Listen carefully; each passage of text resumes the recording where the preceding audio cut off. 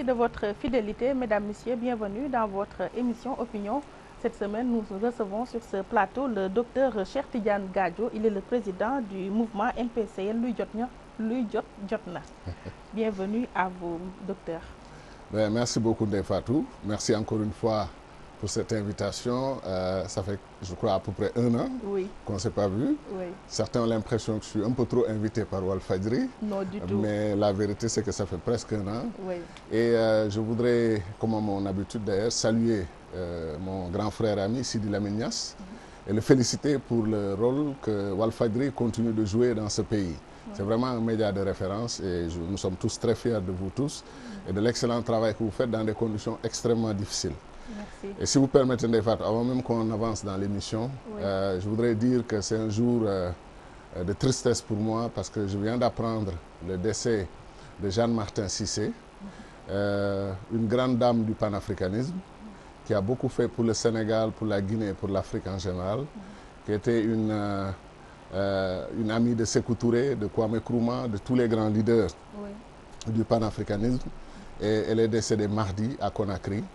Ses funérailles sont prévues pour dimanche. Le peuple de Guinée veut la célébrer. Je lance un appel personnellement à tous les panafricanistes à travers le Sénégal, l'Afrique de l'Ouest, le monde entier, toute la diaspora, de rendre hommage à cette dame, véritable égérie du combat panafricaniste.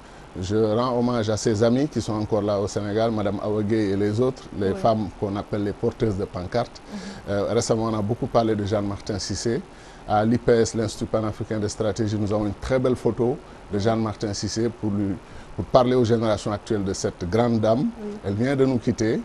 Elle a été la première femme au monde, pas africaine ou guinéenne, la première femme au monde à présider le Conseil de sécurité des Nations Unies en 1972. Ah oui? Parce qu'elle était représentante permanente de la Guinée à New York. C'est elle qui a organisé la sortie de Myriam Makeba pour qu'elle puisse venir aux Nations Unies et prendre la parole au nom du combat contre l'apartheid. Elle était connue dans son engagement contre l'apartheid, son engagement pour l'indépendance de nos pays, guinéenne, sénégalaise d'une certaine manière parce qu'elle a longtemps vécu au Sénégal. Et dans les années de braise, les années de combat pour l'indépendance, Jeanne-Martin Cissé et certaines de nos mamans, aujourd'hui ce qu'on appelle les mamans de l'indépendance, ont joué un rôle extraordinaire. Il est injuste que l'histoire de l'Afrique, comme parfois on sait le faire, ignore sa contribution et son rôle extraordinaire pour notre émancipation. Nous lui devons beaucoup. À notre niveau, le groupe Walfadjri, par ma voix, vous présente nos sincères condoléances à vous, mais aussi à toute sa famille. À toute sa famille. Et un de ses fils est très connu au Sénégal, c'est Pape Camara, Pape Mohamed Camara, ancien interprète du président Abdoulaye Wade, et qui est actuellement en Guinée, sénégalo-guinéen comme sa mère. Merci. Docteur Cheikh Tidiane Gadio, on vous connaît bien sûr, mais n'empêche, on va dire que vous êtes docteur, ancien ministre d'État, ministre des Affaires étrangères, président de l'IPS, Institut panafricain de stratégie, et président du mouvement panafricain et citoyen MPCL Luy Jotna. A-t-on dit l'essentiel sur votre parcours? Comme d'habitude, excellent résumé. On n'a pas besoin de dire plus. Merci. Depuis le référendum du 20 mars 2016, on constate que vous êtes dans un mutisme. Qu'est-ce qui l'explique? En vérité, je ne suis pas tout à fait dans le mutisme. Je mène les combats qui me semblent les plus essentiels, aussi bien pour le Sénégal que pour l'Afrique. Je suis très impliqué, encore une fois, dans la mobilisation et des opinions et des élites africaines pour faire face à ce grand défi, le défi de la sécurité, qui est venu se rajouter aux défis que nos États n'ont jamais pu relever depuis l'indépendance. J'ai toujours dit que les fondamentaux du développement n'avaient pas encore été résolus en Afrique. L'agriculture, l'éducation, la santé, les infrastructures. Ces questions-là restent dans l'agenda de tous les États africains. C'est pour ça que je conteste le paradigme. Je conteste le paradigme du développement choisi par nos pays, ce que j'appelle les chevauchées individuelles qui mènent à un échec collectif. Il est temps de revenir à la réalité, à la vérité historique, que l'Afrique n'a d'avenir, nos États n'ont de chance d'avenir que dans l'unité. Donc c'est pour ça que je continue ce travail. Maintenant, effectivement, il s'est passé des événements au plan politique. Nous étions en train de restructurer notre mouvement, de le remobiliser et de relancer nos activités. Et là, maintenant, la machine est en place. Oui. Et nous allons, entre guillemets, déferler dans le pays, aller partout, parce que nous pensons que la situation du Sénégal est grave. Elle est grave, elle est très sérieuse. Et que le tintamarre politique, les tiraillements que nous entendons aujourd'hui ne traduisent pas le niveau de désarroi des populations de ce pays. Donc, j'espère que dans l'émission, on aura le temps de revenir sur toutes ces questions. On va y revenir. En parlant de sécurité, à Dakar, le 3e Forum international sur la paix et la sécurité a vécu, mais cette fois-ci, pas organisé par vous, le docteur Cheikh Tidiane Gadio. Avez-vous été associé dans cette organisation ou bien? Pas du tout. Nous avons même été notifiés par l'État du Sénégal que l'État avait décidé de rompre, disons, d'arrêter sa collaboration avec notre institut quant à l'organisation de ce forum.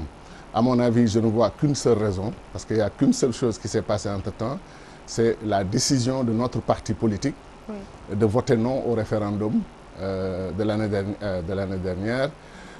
Ce qui est triste un peu, c'est ce type de fonctionnement parti-État, c'est-à-dire quand un parti politique qui est au pouvoir n'emporte pas votre adhésion sur une certaine question, on utilise les moyens de l'État pour régler ce problème. À l'époque, l'Institut était dirigé par 2 leaders politiques connus au Sénégal, Cheikh Tidiane Gadio, président, Landing Savané, vice-président. Landing Savané a voté oui, Cheikh Tidiane Gadio a voté non.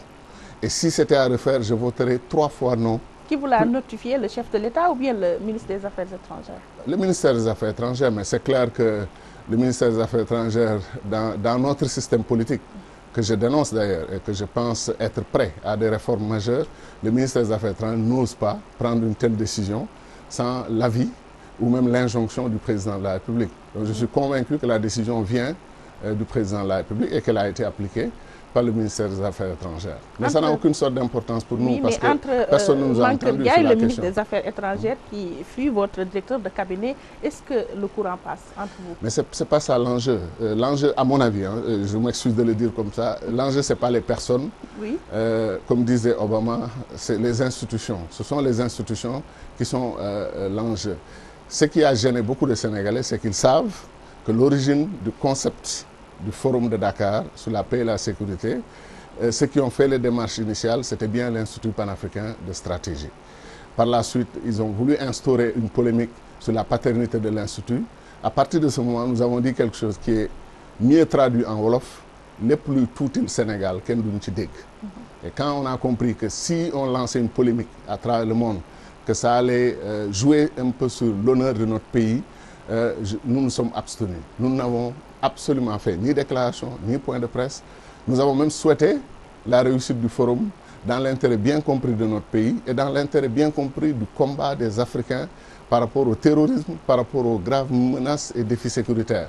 Bon, alors, voilà en gros notre position sur la question. Justement, allez-vous parler de réussite dans ce forum qui a été boycotté par l'Union africaine, c'est-à-dire le top management de l'Union africaine et le G5? Alors, comme vous le savez, vous l'avez dit vous-même, nous n'avons pas été associés à l'organisation du forum, nous n'avons même pas été invités au forum, donc nous ne savons rien de ce qui s'est passé dans ce forum et nous nous sommes abstenus de tout commentaire. Il y a eu des développements dans la presse? On a suivi les développements, on a suivi les avis des uns et des autres, mais ça ne nous semblait pas essentiel de venir rajouter, comme on dit en anglais, rajouter l'insulte à la blessure, ce n'est pas nécessaire. Je pense qu'il est difficile pour un État de se transformer en think tank pour organiser des forums de réflexion de ce genre, honnêtement. Et je pense qu'on a vu un peu la difficulté, mais ça n'est pas important. Le forum de Dakar, nous avons fait édition 1, édition 2 avec un succès internationalement salué. Nous allons nous consacrer maintenant à une autre forme d'organisation, un sommet international des think tanks panafricains du continent africain qui va essayer de travailler sur les conflits et les crises majeures en Afrique.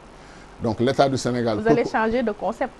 On va changer de concept parce que nous, on voulait un forum hybride où vous avez un ministre assis à côté d'un chef d'état-major, assis à côté d'un chercheur, assis à côté d'un leader de think tank, assis à côté de leaders de la société civile. Ça nous semblait être important que pour une fois, hommes, femmes, jeunes et moins jeunes, spécialistes de différents horizons, se retrouvent autour de l'Afrique, au chevet de l'Afrique et de la crise sécuritaire en Afrique. C'était ça notre objectif. Ça a réussi premier forum, deuxième forum, On nous a dit qu'il fallait arrêter la collaboration, on l'a accepté.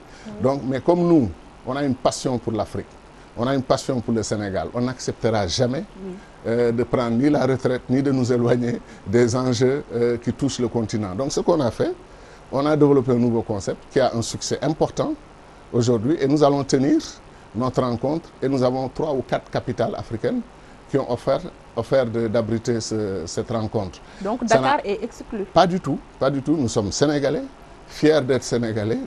Si on peut l'organiser dans notre pays, dans de bonnes conditions, on le fera. Mais on fera tout quand même pour éviter de donner l'impression d'une rencontre concurrente à celle de l'État du Sénégal. Nous souhaitons à l'État du Sénégal d'institutionnaliser le forum, de bien le faire, de bien le réussir. Nous allons toujours applaudir parce que c'est l'intérêt de notre pays qui passe avant nos intérêts. Mais comme les thèmes qui nous intéressent, les thèmes sur les graves crises majeures en Afrique, crise de la migration, crise de l'économie criminelle avec les narcotrafiquants, crise du terrorisme, plus les autres grands dossiers des conflits qui n'ont pas encore été réglés, RDC, Somalie, Libye, le Sahel, le G5, comme vous dites, le Sahel, ensuite Boko Haram et le bassin du lac Tchad. Nous pensons que les Africains doivent urgemment apporter des réponses. Et comment relever ce défi sans l'apport de l'État du Sénégal? Non, c'est que l'apport de l'État, dans ce cas, c'est intéressant peut-être au plan logistique, au plan finance et tout ça, mais l'apport de l'État, ce n'est pas au plan des idées. Au plan des idées, nous avons cette liberté de réfléchir sur ces questions. Ndeye Fatou, c'est nous qui avons proposé. Certains le contesteront. Depuis 5 ans, qu'on mette urgemment en place des bases militaires panafricaines. Certains ont souri. Aujourd'hui, cette base militaire panafricaine existe au Tchad. Donc, une victoire a été remportée. Nous avons ensuite proposé des forces spéciales africaines pour faire face aux menaces du terrorisme et aux agressions des terroristes. Certains ont souri. Aujourd'hui, ces forces spéciales africaines, la dernière réunion du G5, c'était au cœur, au centre de l'ordre du jour. Donc, nous sommes en train de faire avancer des idées, de mener des combats totalement désintéressés, mais des combats au service de l'Afrique, de nos pays et de nos populations. Comme l'Afrique vous tient à cœur, à propos de l'Union africaine, quelle lecture portez-vous sur l'échec de la candidature du professeur Abdoulaye Bathily au poste de président de la dite commission? Je savais que cette question allait venir et les Sénégalais ont noté que depuis 1 mois, il y a eu beaucoup de discussions là-dessus, on ne m'a pas entendu. Oui. Et vraiment, je ne veux pas vous décevoir, mais je ne veux pas trop me prononcer sur cette question. D'autant plus qu'en bon panafricain, si notre sœur du Botswana avait remporté les élections, je l'aurais soutenu. Si c'était le ministre des Affaires étrangères de Guinée équatoriale, je l'aurais soutenu. Bien entendu, j'ai beaucoup de considération et de respect pour le professeur Abdoulaye Bathily. Et d'ailleurs, je pense qu'il faut que les gens soient extrêmement vigilants à ne pas confondre ou mélanger certaines choses. Abdoulaye Bathily, c'est un grand leader politique au Sénégal, qui a eu un parcours exceptionnel en tant que leader politique, qui a formé beaucoup de générations de patriotes, de démocrates, de révolutionnaires sénégalais, et qui est un grand professeur d'université, un grand historien, beaucoup de grands, pour dire que j'ai l'estime et le respect que j'ai pour lui. Donc voilà, il a tenté une aventure pour apporter toute cette contribution, cette expérience qu'il a accumulée pendant des années au service de l'Afrique. L'Afrique a fait un autre choix. À mon avis, les Sénégalais doivent aussi respecter le choix fait par l'Afrique. Le ministre des Affaires étrangères du Tchad qui a été choisi, ancien Premier ministre, un homme très bien éduqué au plan intellectuel, universitaire, juriste de formation, qui a été longuement ministre des Affaires étrangères, qui a été mon collaborateur et mon ami. Nous avons ensemble ici obtenu l'accord Tchad-Soudan. C'est moi qui, bien sûr... Moussa Mahamat Faki, c'est un ami. C'est quelqu'un avec qui j'ai travaillé, qui me respecte énormément et que je respecte énormément. Donc, pour moi, il n'y a pas vraiment... Les Sénégalais ont été touchés. Le seul hic, c'est que le résultat a été catastrophique. Les Sénégalais ont été touchés dans leur orgueil national normal, pour ainsi dire. Et puis, on sortait d'une défaite des Lions, du football. Ensuite, on a eu l'affaire de l'Union africaine et tout ça. Bon, le bilan d'un processus historique, il est difficile de le faire pendant que le processus se déroule. Il y aura un jour assez de recul pour revenir sur ce qui s'est réellement passé. Nous avons certainement commis des erreurs. Lesquelles? Je ne vais pas... vous n'arriverez pas à me faire... Et cette campagne de dénigrement orchestrée par un État de la sous-région? et soulevé ou souligné même par le ministre des Affaires étrangères. Vous savez, moi, je me suis positionné dans ce pays comme un faiseur de paix, quelqu'un qui contribue à l'unité de nos pays. Il m'est difficile de prendre un pays, de le cibler et de l'attaquer. Je ne le ferai jamais. Et je ne l'ai jamais fait et ce n'est pas maintenant que je vais commencer. Je pense que tous ces pays sont des pays frères. Nous sommes une grande famille, la grande famille africaine. Mais qui n'ont pas voté pour le Sénégal. Mais c'est pas parce que pays de la CEDEAO. Oui, si quelqu'un avait déjà un engagement. Parce que vous savez que la première clôture des candidatures, c'était le 30 mars. Le 30 mars, la candidature du Sénégal a été annoncée un peu plus tard. Donc, ceux qui déjà avaient négocié avec les anciens candidats avaient déjà pris des engagements. Certains ont respecté ces engagements, n'est-ce pas? Pour les autres, il y a eu effectivement, disons dans l'apparence, on est allé un peu dans les candidatures régionales, donc candidature de la CEDEAO, candidature de la CEMAC, de la CEAC, candidature de la SADC, etc. Oui. Ce qui, au fond, pour moi, n'est pas une bonne chose, parce qu'il ne faut pas qu'on mette les régions les unes contre les autres. C'est ce que Kwame Nkrumah a appelé substituer la loyauté continentale à la loyauté régionale. Ce qui fait que certaines régions sont opposées aux autres régions. Ce n'est pas ça l'Afrique que nous voulons. L'Afrique que nous voulons, c'est un dialogue permanent, une alliance permanente des régions du continent, mais des régions d'abord unies, qui lèvent toutes les barrières et obstacles à leur développement. Oui. Et ces régions ensemble nous donnent ce que nous souhaitons voir un jour, les États-Unis d'Afrique. C'est le jeu des États. C'est le jeu des États qui a amené cette situation. Vous savez, il y a tellement de choses à nuancer dans la vie. Moi, avant, on répète les formules toutes faites du genre, les États n'ont pas d'amis, n'ont que des intérêts. Ce n'est pas vrai. Les États ont des amis. Ah oui? Le Maroc est un ami du Sénégal. On peut pratiquer cette théorie? On peut pratiquer cette théorie et on la pratique beaucoup. C'est-à-dire quand un État a de l'affection pour vous, quand les États-Unis ont adopté le Sénégal, vous vous rappelez du temps de Wade, quand j'étais moi très proche d'abord de Colin Powell, Condoleezza Rice et ensuite Hillary Clinton, mais on me disait que tout ce que demande le Sénégal est prêt à prouver. C'est-à-dire vous le demandez, vous l'obtenez. C'est ça ce que j'appelle l'amitié qui se crée entre les nations et entre les pays. Oui. Et le Sénégal et l'Arabie Saoudite, on connaît la relation, le Sénégal et le Maroc, le Sénégal et la France, etc., etc. Donc quand on vous dit que les États n'ont pas d'amis, n'ont que des intérêts, oui, à mon avis c'est une simplification. Les États ont des amis, ont des intérêts. D'ailleurs, notre amitié avec le Maroc nous a coûté ce poste de président de la Commission de l'Union africaine. Ce qui est une profonde injustice dans la façon de formuler les choses. Honnêtement, je pense que ce n'est pas vrai, du tout. Ah oui? Je ne veux pas trop entrer dans le débat sur ce qui s'est passé à l'Union africaine, mais quand le Maroc annonçait son retour à l'Union africaine en juillet, quand le roi écrivait cette lettre extraordinaire pour un panafricain comme moi, une lettre magnifique, le Sénégal avait déjà annoncé sa candidature. Le Sénégal avait déjà commencé sa campagne. Donc les stratégies par rapport au Sénégal n'ont rien à voir avec le retour du Maroc. Et le retour du Maroc était même un problème que le Maroc prenait en charge jusqu'au dernier moment, au début du sommet. Vous avez vu qu'il a fallu le deuxième jour des intentions de débat. Ça n'avait strictement rien à voir. Et qu'est-ce qui nous a perdu? Ben, je ne dirais pas mon opinion totalement sur la question. Je la réserve. Comme j'ai dit, il faut continuer d'approfondir la réflexion. Mais à mon avis, c'est loin d'être essentiel parce que nous sommes tous des Africains. Quand les Africains compétissent entre nous, mon ami par exemple Amina, la ministre des Affaires étrangères du Kenya, je l'ai connue conseillère, ensuite ambassadeur, ensuite ministre. Profonde affection réciproque, profonde amitié, beaucoup de respect pour elle. Si elle avait gagné, j'aurais célébré. Si Abdoulaye Bathily avait gagné, j'aurais bien sûr célébré et peut-être même sur-célébré, n'est-ce pas?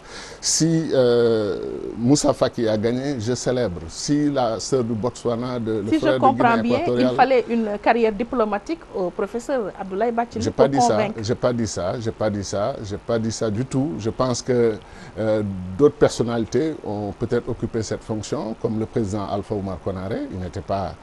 Bon, il a été chef d'État, donc peut-être il a défini la politique diplomatique de son pays. Mais à mon avis, je ne veux pas dire honnêtement, je ne vais pas entrer dans la polémique sénégalo-sénégalaise sur ce qui s'est passé. Je souhaite à mon pays de se relever.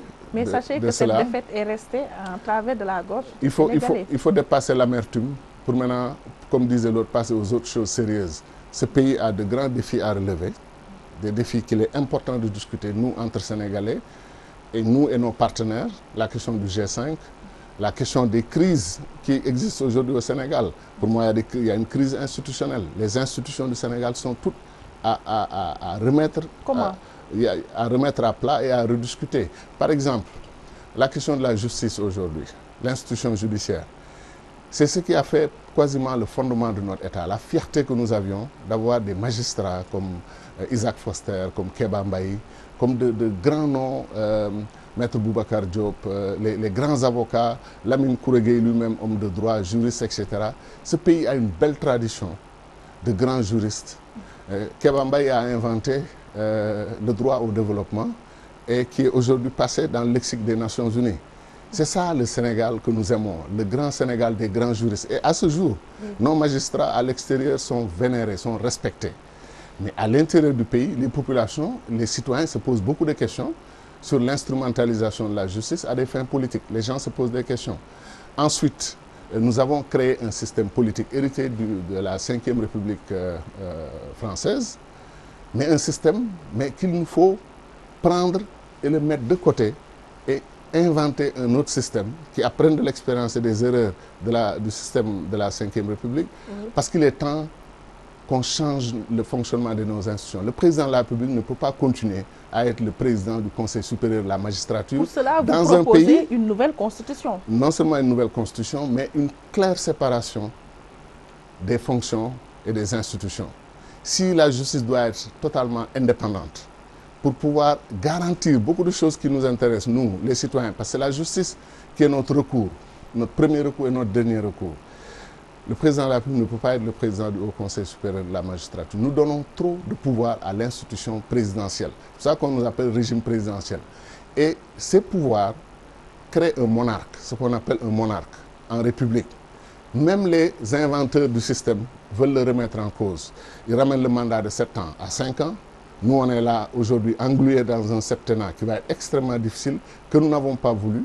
Et on nous avait promis qu'on allait le ramener à 5 ans. Finalement, on est resté dans le septennat et ça va être extrêmement difficile jusqu'à la fin parce que aujourd'hui, les citoyens ont commencé à grignoter du pouvoir que les élites avaient récupéré. Et les citoyens ne veulent plus des mandats interminables, des mandats de 7 ans. Donc, l'institution présidentielle pose problème. Il y a 2 concepts que nous utilisons au Sénégal. Je ne suis pas juriste, mais mes amis juristes avec lesquels je discute sont d'accord avec moi qu'il faut revisiter ces concepts. On dit que le président de la République est la clé de voûte des institutions. Pour ainsi dire, c'est quoi cette histoire? Il est joueur dans un match, en même temps il est l'arbitre. C'est lui qui siffle, c'est lui qui arbitre le fonctionnement normal des institutions. Il est l'exécutif, comme aux États-Unis, Barack Obama ou Trump ou un autre. Vous êtes l'exécutif, vous prenez toutes les prérogatives que vous donne l'exécutif, mais vous laissez la Cour suprême et vous laissez le Congrès, et le Parlement et le Sénat faire leur travail indépendant. Ce n'est pas que vous laissez, vous ne pouvez même pas, parce qu'ils sont protégés. Chez nous aujourd'hui au Sénégal, les Sénégalais raillent leur Assemblée nationale, passent leur temps à dire c'est la plus mauvaise législature que nous avons eue, ça c'est pas une Assemblée nationale, etc. etc. Ensuite, ils critiquent le système judiciaire. Ensuite, ils critiquent l'exécutif. Donc, quand toutes les institutions sont critiquées, et je termine sur un point qui me semble important, c'est l'histoire du président de la République et le gardien de la Constitution. Je ne suis pas d'accord. Il n'est pas le gardien de la Constitution. Nous devons avoir la Cour suprême qui garde la Constitution comme un texte sacré qui met tous les Sénégalais ensemble autour d'un ensemble de règles de jeu sur lesquelles nous sommes d'accord. Comment le président de la République peut garder la Constitution, lui-même surveiller la Constitution alors que la Constitution doit le juger ses actes et lui demander de conformer ses actes à la Constitution. Donc, ce n'est pas possible qu'il soit le gardien, le défenseur, le premier défenseur de la Constitution, quand lui-même la Constitution s'applique à lui et lui implique des règles, lui impose des règles qui parfois ne sont pas tout à fait respectées. Donc, franchement, je pense le Sénégal a une crise, à mon avis, institutionnelle. On est dans la situation, malheureusement, on ne devait pas y être parce qu'on a eu beaucoup de progrès avant, celle que décrivait Obama. Les pays africains ont besoin d'institutions fortes et non d'hommes forts. Les hommes forts, c'est certains de nos dirigeants, surtout dans ce pays, terre d'intelligence, qui se mettent là dans des réunions à minuit ou après minuit avec quelques experts et qui pensent, comme on dit, qu'ils peuvent dribbler le peuple. C'est-à-dire, ils peuvent amener une idée sans que le peuple comprenne ou déconstruise l'origine de cette idée. Donc ce jeu-là, on doit l'arrêter. que chacun respecte sa part de constitution, ce que la constitution vous donne comme droit et prérogative. Et moi, je suis pour qu'on diminue de façon drastique et visible les pouvoirs du chef de l'État, les pouvoirs du président de la République. On ne peut pas nommer quelqu'un. Oui, on nomme quelqu'un. On lui dit, oui, on sait que c'est une constitution monarchique qui fait de vous un roi, mais on compte sur vous pour être raisonnable dans l'usage du pouvoir. Ça n'a pas de sens. Aujourd'hui, nous vivons sous la volonté d'un seul homme, pas des institutions, comme nous l'avons vécu sous Wade, sous Diouf et sous Senghor. C'est un peu ça notre système. C'est-à-dire, un homme aujourd'hui peut déterminer le destin de tous les citoyens, le destin de toute la nation. Je trouve que ce n'est pas une bonne chose. Il nous faut une nouvelle constitution au Sénégal, où les pouvoirs du président de la République sont ramenés à, disons, des proportions beaucoup plus raisonnables, mais un président de la République qui a quand même le pouvoir, une fois élu par le peuple, de prendre des décisions. Obama, vous l'avez vu parfois sortir son stylo et dire, écoutez, si le Congrès fait ceci, moi je vais signer un veto. C'est-à-dire le président de la République a assez de pouvoir pour exercer son mandat. Mais on a à côté les représentants du peuple, mais de vrais représentants du peuple. Il n'y a qu'au Sénégal où le président de la République, au Sénégal, peut-être dans d'autres pays, où le président de la République a sa liste de députés, qu'il choisit lui-même, et ces députés, ils doivent tout au président de la République. On ne peut pas les appeler députés du peuple, c'est les députés du président. Oui, mais ils cherchent leurs instructions au palais. C'est le peuple qui vote pour cette liste. Est-ce que le peuple vote pour cette liste? Parce qu'en réalité, le peuple vote dans les élections départementales, la liste majoritaire. Après, on additionne toutes les voix obtenues par chacune des listes. Et après, on va au partage des proportionnels de ce que chacun a obtenu. Et c'est là où la liste du président de la République, avec ce qu'ils appellent la première partie, la zone verte, tous ceux qui sont à peu près sûrs d'être élus se battent pour entrer dans cette zone verte. Et aujourd'hui, vous voyez les tiraillements, les bagarres de positionnement. Et ça donne une image tragique de la classe politique sénégalaise. Oui. Le week-end dernier, c'est un Cheikh Tidiane Gadio, très en verve, qu'on a vu à Djilor lors de votre rentrée politique. Êtes-vous si remonté contre la classe politique sénégalaise? Disons, je le dis quand même avec une certaine modestie, parce que la classe politique sénégalaise, je la respecte en ce sens que certains citoyens refusent de faire la politique, refusent de s'engager dans l'activité citoyenne et politique. Et d'autres n'ont ni dimanche, ni samedi, ni repos. Ils travaillent pour des convictions politiques, ils se battent. Sous ce rapport, je trouve que notre pays a eu une évolution assez intéressante. Mais aujourd'hui, il y a une sorte de naufrage collectif, non seulement de la classe politique au Sénégal, mais voyez ce qui s'est passé aux États-Unis, voyez ce qui est en train de se passer en France. Un Emmanuel Macron, oui. Il y a 3 ou 4 mois ou 6 mois, peut-être inconnu aujourd'hui, et pratiquement dans une très très bonne position en tout cas pour remporter les élections. De l'autre côté, vous voyez Trump qui est venu quasiment de nulle part et qui a remporté les élections. Il y a une crise de la politique, il y a une crise des partis politiques. Et c'est arrivé à mon avis au Sénégal. Les populations commencent à perdre patience par rapport au jeu de la classe politique dans notre pays. Et sous ce rapport, je pense qu'il est temps de changer. C'est pour ça qu'à Djilor, j'ai dit qu'il est temps qu'on arrête cet affrontement permanent entre le pouvoir, l'opposition.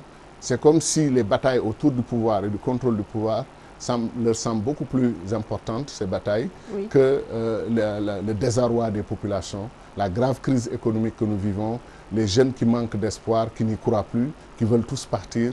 Je pense que c'est ça les vraies priorités de ce pays. C'est pour ça que je pense qu'il faut inventer une nouvelle façon de faire la politique. D'ailleurs, dans votre vision, vous retracez la 3e voie en politique.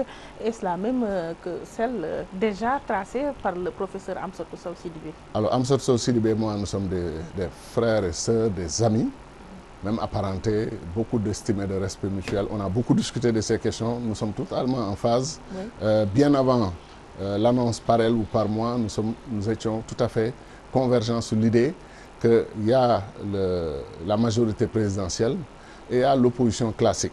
Moi, je ne me retrouvais ni dans la majorité présidentielle, ni dans l'opposition classique. De ce point de vue, je me suis dit qu'il est temps d'annoncer une autre forme d'engagement. Oui. Et c'est ce que nous sommes en train. Nous ne sommes pas des centristes. Hein? Clin d'œil à mon ami de Ziguinchor, oui, tout à fait. Nous ne sommes pas tout à fait des centristes, mais nous sommes partisans d'une 3e voie qui permet aux Sénégalais d'avoir à nouveau confiance dans la classe politique et d'avoir de véritables serviteurs des intérêts nationaux, des intérêts des populations, des intérêts des femmes et de la jeunesse, plutôt que d'avoir des hommes politiques qui sont des professionnels de la politique et qui travaillent pour eux-mêmes et pour leurs intérêts. Et donc, de ce point de vue, nous pensons que c'est le temps de la rupture. Et je dois ajouter un point qui me semble important. Les Sénégalais vont être surpris de m'entendre dire que nous sommes fatigués de l'alternance. L'alternance en 2000. Oui, parce qu'au fond, si on réfléchit sur l'alternance, il y a une élite politique au Sénégal qui a différentes tendances. Une tendance accède au pouvoir, dirige pendant un certain nombre d'années. L'autre tendance lui dit, ben, écoute, tu as assez fait, tu as fait ton temps, nous aussi on a besoin de... Et il y a une continuité de la politique de 1960 à nos jours, une certaine vision de la politique. C'est pour ça que nous pensons que les Sénégalais aujourd'hui cherchent une alternative, au lieu d'une alternance. Après les slogans comme Sopi et rupture, quel discours accrochera ces populations sénégalaises? Alors, vous avez utilisé le mot rupture. Rupture, ça a été annoncé, ça n'a jamais été pratiqué. Beaucoup de régimes se sont ressemblés. Il arrive parfois que le régime du PDS, du temps du président Abdoulaye Wade, à qui, encore une fois, je rends hommage, et le régime actuel se ressemblent comme des jumeaux dans certains comportements, etc., etc. Parce que chaque régime, en fait, semble emboîter l'autre, est une excroissance de l'autre, vient avec les manières, les pratiques, les traditions de l'autre. Il est difficile de voir une véritable rupture. Rupture, c'est vraiment quand on tourne le dos à un système et qu'on propose un nouveau système. Nous, MPSL, notre vision, c'est que le Sénégal doit régler, encore une fois, les fondamentaux du développement. Nous, au pouvoir, c'est l'agriculture comme priorité nationale numéro 1. C'est dans le PSE, l'agriculture. Oui, mais quand vous faites des plans sur... comme le PSE, c'est une autre histoire. Il faudra qu'on en discute, parce qu'il y a ce que j'appelle l'épidémie des plans d'émergence qui surgit brusquement dans le ciel africain, un peu comme les plans d'ajustement structurel. Ensuite, vous savez, je dis souvent que l'Afrique a un problème. On n'a pas de stratégie, tout court, pour notre développement. On n'a pas de stratégie pour notre sécurité. On n'a pas de stratégie pour une diplomatie africaine. On essaye. Ça ne marche pas, on change. Ce qui équivaut à un manque de vision. Un manque de vision, tout à fait d'accord avec vous. Regardez, qui se souvient du plan de Lagos, écrit par d'éminents cadres africains, le professeur Adediji Adebayo, de grands noms, les professeurs Edem Kodjo. Mais de grands Africains nous ont donné le plan de Lagos. À ce jour, je ne suis pas sûr que l'Afrique a rédigé un plan meilleur que celui-là. Où est le plan de Lagos? Dans les oubliettes de l'histoire. Ensuite, on enchaîne avec le traité d'Abuja. Très très bien écrit. Où est le traité d'Abuja? Parti. Ensuite, la vision et la mission de l'Union africaine. Applaudissements, tout le monde est content, parti. Ensuite, le NEPAD. NEPAD depuis 2001, 16 ans de NEPAD, il n'y a pas encore de route. Vous avez eu à piloter le NEPAD en tant que ministre des Affaires étrangères. Non, c'est-à-dire que le NEPAD, en termes d'infrastructure, en termes de projet NEPAD et tout ça, pas tout à fait, mais quand il s'agissait de promouvoir le NEPAD, de le vendre au niveau des Africains, parce que si les populations ne sont pas mobilisées pour un plan, il n'y a aucune chance de voir ce plan se réaliser. J'ai ma part de combat pour que le plan Oméga du président Abdoulaye Wade soit intégré avec le MAP, le Millennium African Programme de Thabo Mbeki, Obasanjo, Bouteflika, pour qu'on ait un plan pour l'Afrique. Et on a eu un plan pour l'Afrique. Maintenant, l'application concrète relève des États, des gouvernements et des secteurs concernés, les infrastructures par exemple. Donc je dis que après le NEPAD, on nous a amené quoi? On nous a parlé de couches vulnérables, on a amené le concept de couches vulnérables, de résilience. C'est-à-dire, il y a une façon d'inventer des concepts qu'on vend aux Africains et les Africains sautent dessus. Après ça, maintenant, il y a les deux mouvements, les deux plans qui viennent d'arriver. Le plan 2063, Agenda 2063, qui m'a personnellement choqué. L'Afrique est sous le coup de l'urgence. Il y a des Africains qui meurent de faim. Il y a des poches de famine dans ce continent. On n'a pas le temps d'attendre 2063 pour rendre tous les Africains heureux. Mais au Sénégal, on a le temps de tendre vers 2035. Mais j'ajoute qu'à côté justement de l'agenda 2063, on nous a fait une série de plans Côte d'Ivoire 2020, Gabon 2025, il y a un autre pays 2030, ensuite le Sénégal 2035. Chacun y va avec son plan.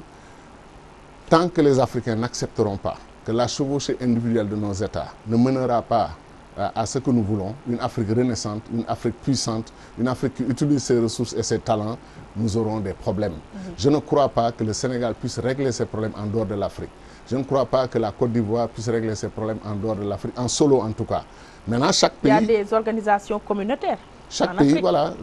Les organisations communautaires, ils ont dit communauté économique.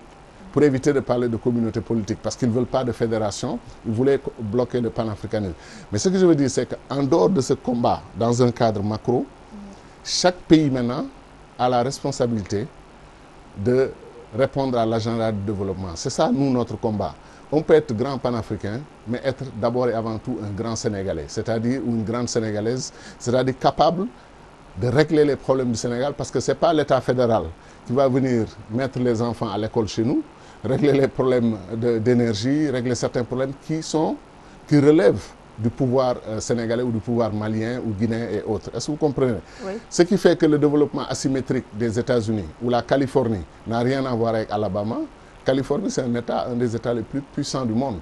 Alabama, à un moment, est presque le statut d'un pays du tiers-monde. Donc, ce n'est pas de ça qu'il s'agit. Chaque dirigeant africain, et nous, on veut contribuer à cela. Pour parler du Sénégal, pourquoi vous dites qu'il n'y a jamais eu de changement ou bien de vrai changement dans ce pays? Mais justement, j'ai décrit tout de suite la continuité. On a eu le Parti socialiste, à partir du moment où le président Senghor, que je salue aussi, dont je salue la mémoire, parce que j'ai été dans son village natal et on nous a déroulé le tapis. Je ne vais pas dire le tapis rouge, mais le tapis royal. Franchement, on s'est senti chez nous, on a été adopté par ces populations qui sont magnifiques et on a été très heureux de vivre quelques jours là où le président Senghor est né, a grandi. Et nous avons compris beaucoup de choses. Hein, le souffle spirituel puissant qui fait que quelqu'un se sent bien dans sa peau et se retrouve dans sa culture et dans son histoire. Ouais. Donc, nous, en réalité, pourquoi nous prenons le changement, c'est que ce changement-là, à partir de 50-60, on a promis aux Sénégalais un changement. Le président Mamadou Dia avait amorcé un véritable changement. Vous avez vu ce qui est arrivé. On l'a accusé de coup d'État, on l'a mis en prison pendant 12 ans. Après ça, le président Abdoulaye Wade s'est battu pour créer un système, changer le système et créer le SOPI. Oui. On lui a fait des problèmes pendant plusieurs élections. C'est 26 ans après qu'il a réussi. Les premières années, le président Wade s'est lancé dans une dynamique applaudie par les Sénégalais. Il y avait quand même de l'engouement, de l'enthousiasme dans le SOPI qu'on a vu ici au Sénégal. Maintenant, après, malheureusement, les dynamiques du pouvoir et les logiques du pouvoir et de maintien du pouvoir ont créé, à mon avis, quelques difficultés ou quelques erreurs. Mais comme je dis, l'erreur est humaine. Maintenant, le nouveau pouvoir est arrivé en 2012.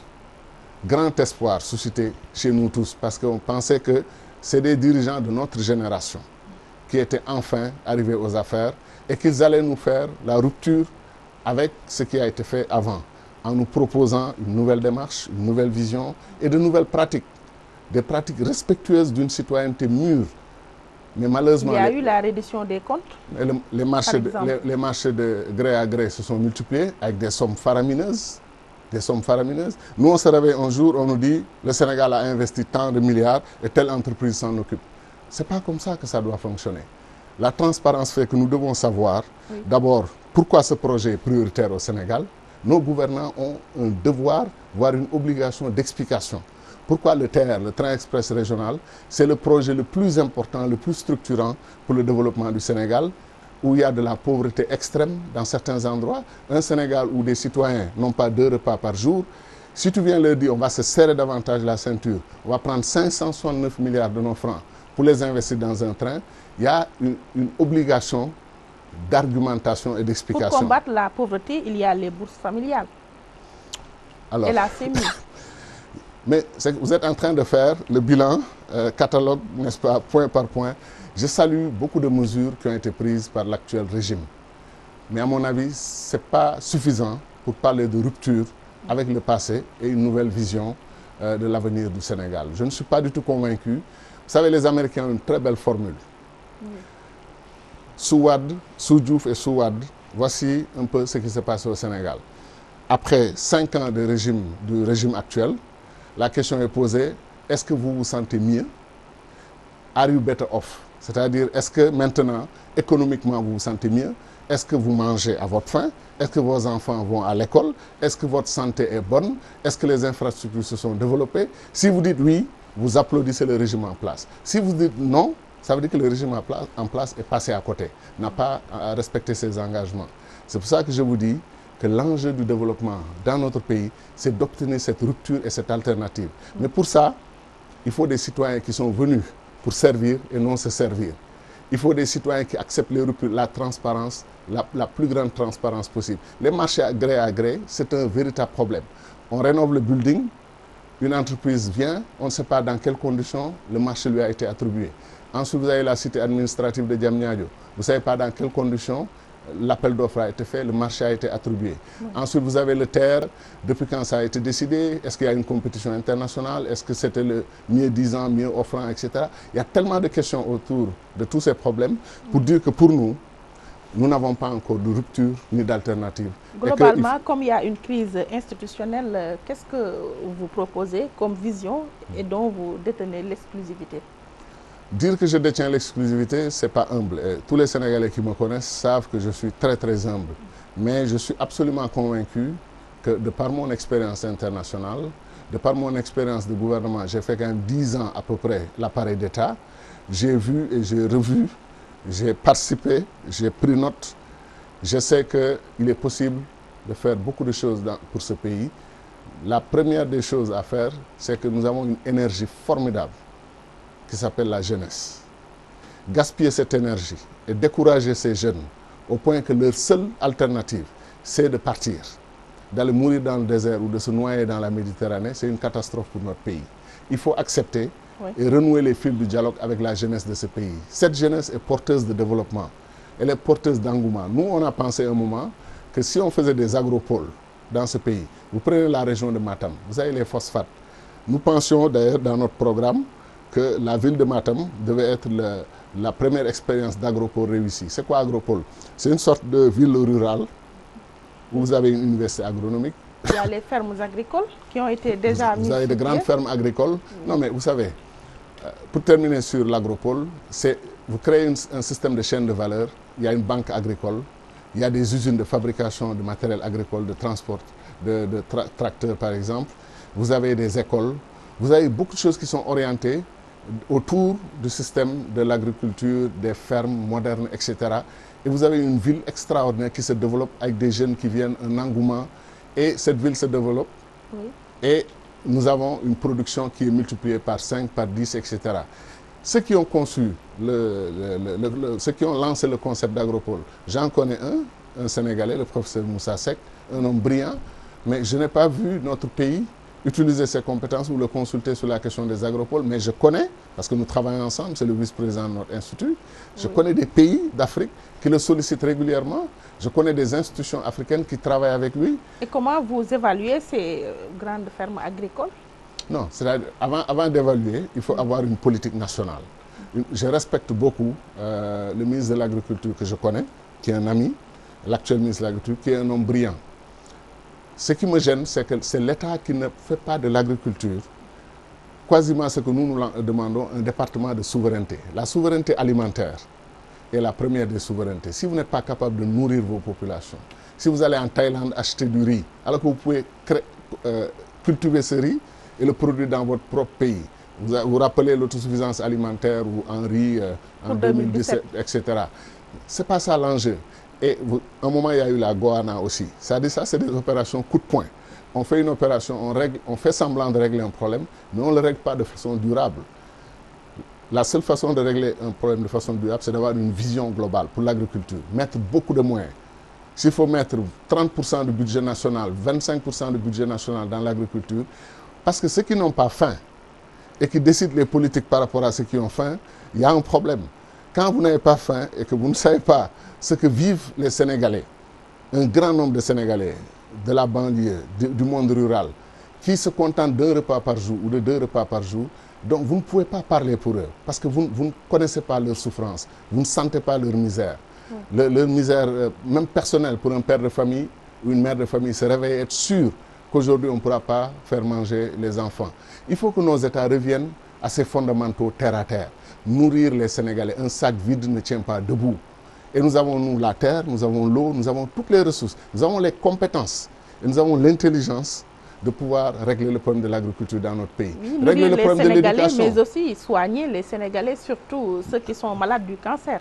D'accord, mais quel en même temps... Quel est votre avis par rapport à cette panne de la machine de radiothérapie? Vous savez, on a eu un débat épique au sein de Louis Djordjorn entre les 3 concepts. Qu'est-ce qui est prioritaire? Agriculture, éducation ou santé?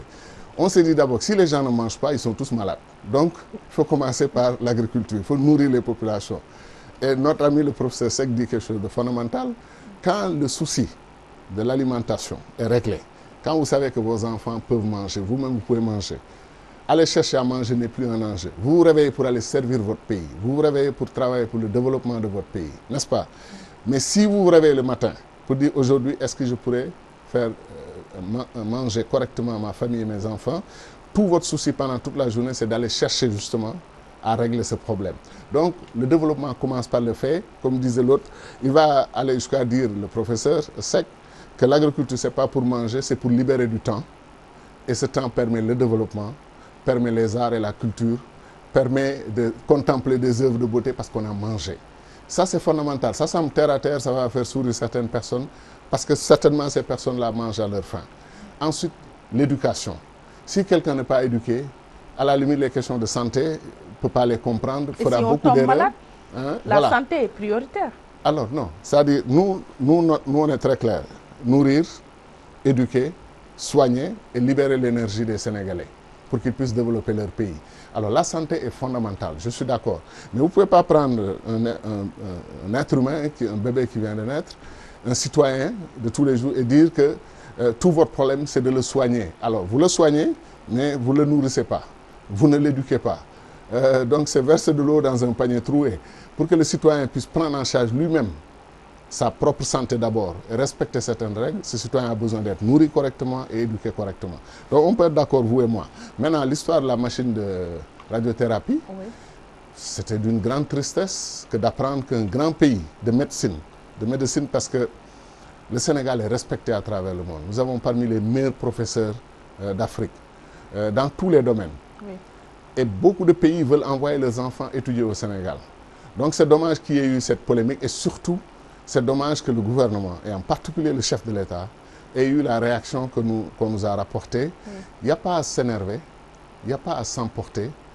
Le leadership fait que quand votre peuple traverse un moment difficile, c'est vous-même qui contrôlez vos émotions et qui leur montrez qu'on peut trouver une solution. Il n'y a pas de problème sans solution. Et reconnaître peut-être qu'une erreur d'évaluation a été faite, nous allons régler ce problème le plus rapidement. Et vous avez raison d'avoir, disons, d'éprouver le sentiment que vous avez éprouvé. Je suis avec vous sur cette question et ensemble, on va régler le problème. C'est comme ça, à mon avis, qu'il fallait parler. Mais il demande aux soi-disant responsables de ne pas se pencher sur la question, surtout qu'ils n'ont aucune information là-dessus. Voilà, c'est ça. C'est pas que quand un citoyen a peur que les malades ne peuvent pas être soignés parce que la machine qui s'occupait d'eux n'est plus fonctionnelle, il faut compatir, il faut montrer de la compassion, montrer qu'on a du cœur. Mais il ne faut pas critiquer. Et laisser les gens dire ce qu'ils veulent. Ce n'est pas ça qui va régler le problème. Dans notre pays, franchement, il y a beaucoup de polémiques, parfois même des propos injurieux. Ce n'est pas avec ça qu'on va régler les problèmes du Sénégal. C'est pour ça que Louis Djordjorna a dit qu'on ne se retrouvait ni dans les injures des autres, ni aussi dans l'arrogance du pouvoir des autres. Nous pensons qu'il est possible de travailler pour un Sénégal réconcilié, un Sénégal rassemblé, pour que ceux qui sont au pouvoir dirigent le pays, ceux qui ne sont pas au pouvoir et qui ont des idées et des compétences apportent leur contribution jusqu'aux prochaines joutes électorales. Après, on proposera d'autres plans. En parlant de ces joutes, l'on s'achemine vers les élections législatives à la date du 30 juillet 2017. Militez-vous en faveur d'une liste commune au sein de l'opposition? Moi, je milite pour quelque chose qui me semble plus fondamental. Le droit des citoyens à exprimer leurs sentiments. Tel que nous sommes partis, nous avons deux grands problèmes. Lesquels? Le premier problème, il est institutionnel. Le président de la République actuelle avait déclaré, et c'est enregistré et c'est disponible, qu'il récusait le ministre Ousmane Ngom. Oui. Parce que c'est un ministre éminemment politique, c'est un ministre du PDS, etc. etc. Lui-même a mis un membre de son bureau politique, un ministre éminemment politique, à la tête du ministère de l'Intérieur pour organiser les élections. Je vais être très clair sur un point. Le ministre de l'Intérieur est un petit frère, est un parent. Nous sommes même liés. Mon père est né dans son village, à Boké-Dialoubé. Nous sommes très liés, nous sommes de la même famille. Et moi, je n'attaque pas les membres de ma famille, je n'attaque pas les Sénégalais en général, et même les Africains. Je n'attaque personne. Oui. Mais ce que je dis, donc ce n'est pas sa personne qui est en jeu. Oui. Et même au demeurant, je le trouve très sympathique. Ce n'est pas ça l'enjeu. Oui. L'enjeu, c'est que nous avons, nous, Sénégal, avancé sur cette question. Sous Abdou Diouf, il y a eu tellement de pression que la décision avait été prise de prendre un ministre non politique, un ancien chef d'état-major, et de lui confier l'organisation des élections à travers le ministère de l'Intérieur. Oui. Et puis avec des mécanismes de contrôle. Aujourd'hui, qu'est-ce qui empêche l'actuel président de la République de prendre une des deux décisions? Ou bien, il nomme un ministre non politique à la tête du ministère de l'Intérieur. Tout le monde a confiance qu'il pourra organiser les élections dans la probité et dans l'intégrité morale. Et mais nous lui faisons confiance. Il confirme J'ai bien noté ça. Organisateur des élections. Non, il devait le confirmer comme ministre de l'Intérieur parce que c'est son ministre, c'est son ami, il lui fait confiance. C'est très bien. Mais quand Wade, la pression était énorme, il a aussi choisi de nommer un ministre délégué chargé des élections aux côtés du, aux côtés du ministre de l'Intérieur.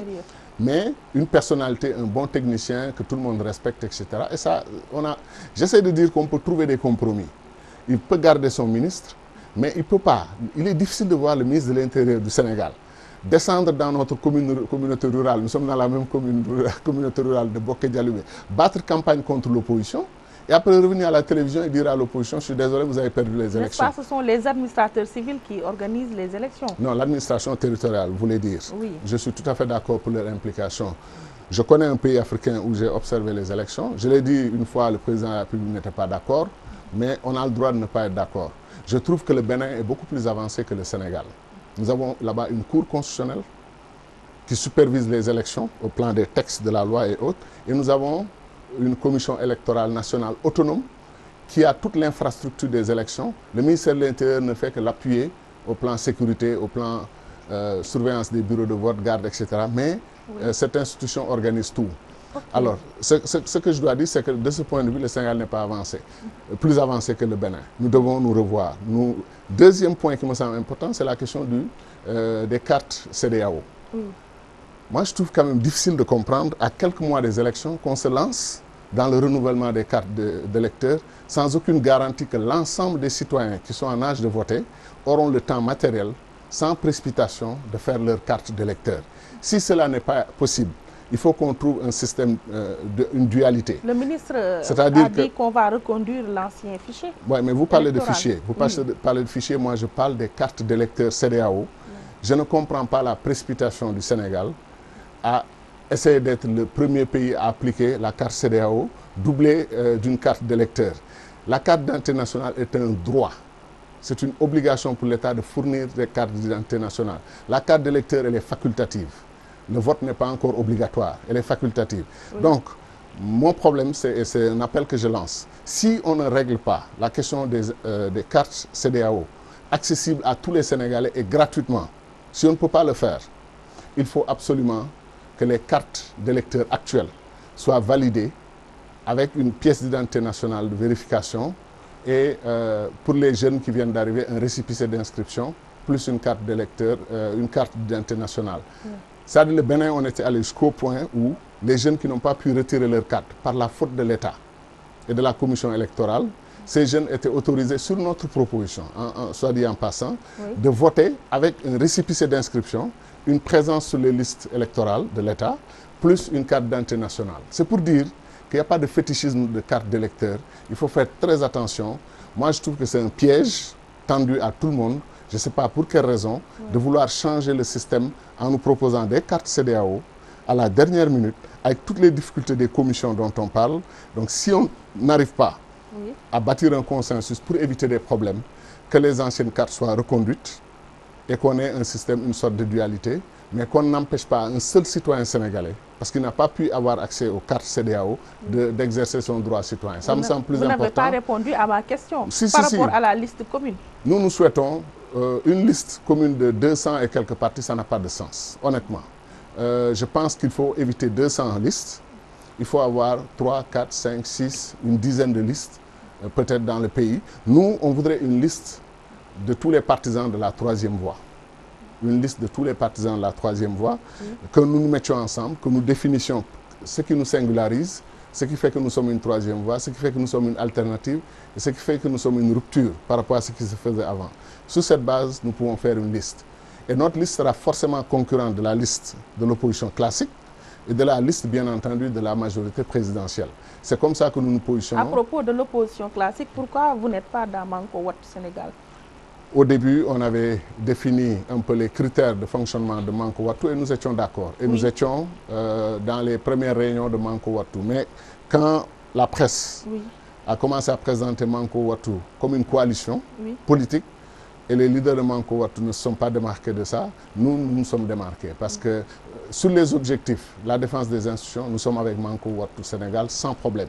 Mais dans l'idée de forcer une coalition sous cette forme, nous n'étions pas d'accord, nous nous sommes retirés. Oui, au Parlement, dans la 13e législature, il y aura 15 députés de la diaspora en qualité d'anciens ministres des Affaires étrangères. Est-ce primordial qu'on puisse amener 15 députés de la diaspora à l'Assemblée nationale? Là encore, ce qui est gênant, c'est qu'un seul Sénégalais, futur président de la République, a pris cette décision de 15 députés de la diaspora. C'est ça ce que j'appelle les abus et les excès du pouvoir présidentiel dans notre pays. 15 députés, est-ce que nous avons mené une concertation nationale? Est-ce qu'il y a un accord de la classe politique et des associations de la diaspora? Quelle est la meilleure façon de défendre les intérêts de la diaspora? Est-ce que c'est 10 députés? Est-ce que c'est 15 députés? Ou est-ce que c'est 20 députés? Et comment faire fonctionner la logistique et l'infrastructure qui va suivre avec ça, quand il y aura des sessions de 3 mois, prendre des 15 députés de la diaspora, les loger à l'hôtel, les prendre en charge, véhicules, chauffeurs, etc. Faire des dépenses, ces dépenses-là, si vous allez aujourd'hui dans la diaspora sénégalaise, en France et ailleurs, certains qui vivent dans des foyers extrêmement pénibles, et certains qui sont au chômage, certains qui n'arrivent à avoir aucune allocation, aucune prise en charge. Et vous diront que ce grand investissement de notre pays, si ça venait vers nous, pour nous aider à régler des problèmes élémentaires, nous serions partants. Construire des résidences du Sénégal, aider nos compatriotes. Je ne vois pas ce que 15 Sénégalais de l'extérieur pourraient venir dire que 10 Sénégalais de l'extérieur ne peuvent pas dire. Tout dépend de la question de la répartition. De façon évidente, ceux qui sont au pouvoir pensent qu'ils ont un bon contrôle de la diaspora et qu'ils peuvent régler les 15 députés rapidement, les mettre dans la poche et ensuite chercher autre chose. Ce n'est pas une bonne chose. En politique, encore une fois, si vous pensez que vous êtes les plus intelligents du monde et qu'à minuit, vous pouvez vous retrouver avec des amis, élaborer des plans pour, entre guillemets, dribbler les populations et tout ça, ça mène toujours à des échecs. Parce que les Sénégalais sont brillants, intelligents et ils savent déconstruire des stratégies, surtout quand c'est ce genre de stratégie. Donc c'est vraiment dommage qu'on ait raté quelque chose parce que la diaspora est essentielle pour le développement du Sénégal. 3 à 4 millions de Sénégalais qui vivent à l'extérieur, qui envoient des mandats chaque jour, qui se soucient de nous et qui ne sont pas invités à contribuer au développement du Sénégal, qui ne sont pas bienvenus pour certains d'entre eux quand ils veulent rentrer, des cadres, des élites à la NASA aux États-Unis, l'autre, comment ça s'appelle, Airbus Industrie. On a des cadres partout et d'une classe et d'une valeur. Notre pays ne les invite pas à apporter leur contribution au développement du Sénégal. Après maintenant, on les aborde sous l'angle politique, des histoires de 15 députés et tout ça. Encore une fois, on va rater le coche. Oui, dernière question. Le maire de Dakar, Khalifa Sall, a été auditionné à la DIC pendant 2 jours d'affilée suite à un rapport établi par l'inspection générale d'État et entré à la caisse d'avance. Quelle est votre appréciation par rapport à ce dossier? Alors, le maire de Dakar est un ami, est un frère, beaucoup d'estime et de considération pour lui. Je ne comprends pas, comme beaucoup de Sénégalais, on a plus de questions que de réponses. Moi, je suis convaincu, je vais le dire, si le maire de Dakar était aligné derrière son leader dans le Parti socialiste, tous les deux mobilisés derrière l'actuel président, pour sa réélection en 2019, on n'aurait pas une convocation du maire de Dakar à la DIC. À mon avis, le lien est très évident. Il a affiché des ambitions, qu'il n'a pas d'ailleurs prononcé clairement, mais il a affiché des ambitions et lui est inquiété. Il y a un autre, un ancien Premier ministre, dès qu'il a choisi les habits de l'opposition, on lui sort un dossier privé. En ce moment, j'étais très choqué, très vexé en tant que Sénégalais. On lui sort un dossier privé de sa famille. Vous voulez parler d'Abdoul Mbaye? Alors, la question c'est, qui va être le prochain? Est-ce que c'est Gadio? Est-ce que c'est un autre? Est-ce que chaque fois, est-ce que le délit d'ambition est consacré au Sénégal? C'est-à-dire, quand vous avez des ambitions, vous commettez un délit. C'est l'entourage qui va voir un chef d'État pour lui faire attention à telle personne. Il a des ambitions. Vous vous rendez compte? Un Sénégalais qui n'a pas d'ambition n'a pas sa place dans ce pays. Tous les Sénégalais doivent avoir des ambitions. Ambition de servir leur pays, ambition de développer le Sénégal, ambition de protéger, de défendre le Sénégal, ambition de servir le Sénégal dans toutes les fonctions, y compris la plus haute fonction qui n'est la chasse gardée de personne. Donc franchement, la justice semble instrumentalisée pour régler des problèmes politiques. C'est comme ça que c'est perçu. Ça peut être vrai ou peut-être à nuancer, mais c'est un peu comme ça la perception. Et le monde entier nous écoute. Et si ça continue comme ça, nous serons obligés de porter le débat au plan national comme au plan international pour dire que nous voulons protéger l'exception sénégalaise. Nous avons déjà perdu cette exception sur beaucoup de plans, mais nous voulons protéger l'exception sénégalaise qui a fait la fierté de l'Afrique, qui a fait la fierté du monde. Mais les comportements récents, les agressions contre des citoyens parce qu'ils ont des ambitions, ce n'est pas acceptable et ce n'est pas le Sénégal que nous aimons. Je vous remercie, Dr Cheikh Tidiane Gadio. Je rappelle que vous êtes le président du MPCL Luy Jot Jotna et que vous étiez notre invité dans l'émission Opinion. C'est moi qui vous remercie. Merci à nos auditeurs et téléspectateurs qui nous ont prêté attention. Grand merci à toute cette équipe technique, en l'occurrence Cheikh Tidiane Diop et Cheikh Tidiane Ndiaye. Merci à Oustaz Assane Diouf pour la coordination. Excellente semaine à vous. Rendez-vous la semaine prochaine, Inch'Allah.